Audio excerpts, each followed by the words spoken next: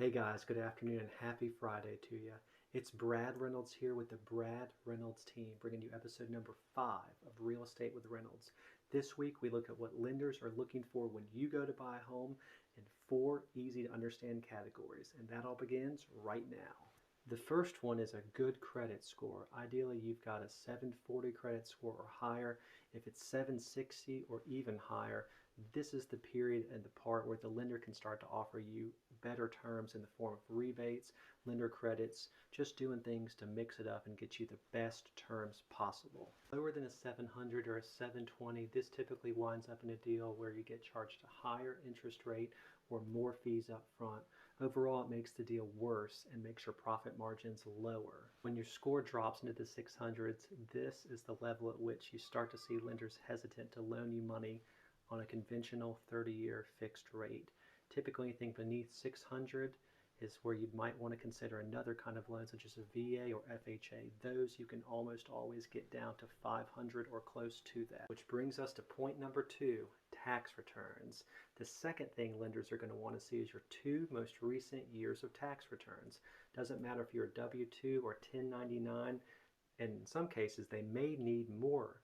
The whole point of this for the lender is to make sure that your income is steady and either increasing yearly or at the worst staying the same. And they want to make sure you didn't have one amazing year followed by the following year making substantially less money. Guys, remember, lenders qualify you based on your net income. So take whatever you make less all deductions, and that's the amount they're looking at you for in terms of pre-qualifying you.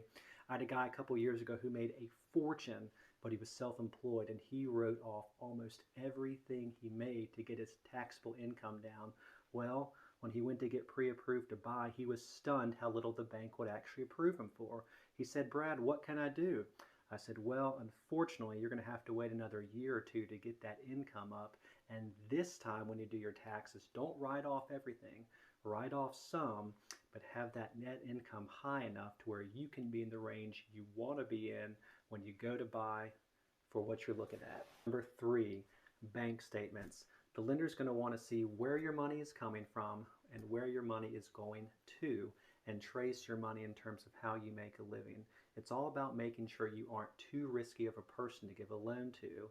If the potential borrower here is pretending like they're a better applicant than they really are, when the lender combs through those bank statements with a fine-tooth comb, they'll see if you really are who you're saying that you are.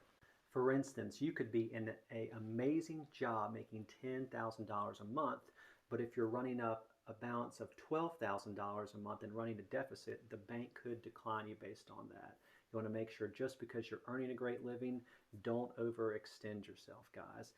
When it comes to the bank, they'll probably want to see 3 to 4 months of those statements. And also keep in mind, if you've got a family member gifting you part or all of your down payment, they're probably going to want to see some info on them too, just to check them out. Number 4, cash reserves. The bank is going to want to make sure that you have plenty of cash on hand to pay for your payment every month once you're closed. Typically 2 to 6 months worth of mortgage payments on hand. And plenty of cash left over in a reserve to pay for all the other bills they see that you've got coming and going each month. One great trick for showing cash reserves is that the lender can take into account how much cash you have in your retirement accounts and use that to get to the reserve they're looking for. It's truly the best of both worlds, as the lender is able to include what you've got, and you're also saving for retirement, so you're really killing 2 birds with 1 stone. So that, my friends, gives us a quick interview of what a lender might look for when you go to apply for a loan to buy a home. Please keep in mind, as the deal rolls along, almost assuredly the lender is going to ask for other things related to your financial history as they learn more about you. And with that, we wrap up another episode of Real Estate with Reynolds. I hope you're enjoying these videos. If you are, please go to YouTube, search Brad Reynolds, hit the subscribe button, and leave us a like or comment on any of the videos you're watching, as well as any comments concerning future videos you'd like to see. If you need to reach out to me or my team, please contact us at 615-856-3270 or my personal email, brad@thinkbrad.com. Thank you.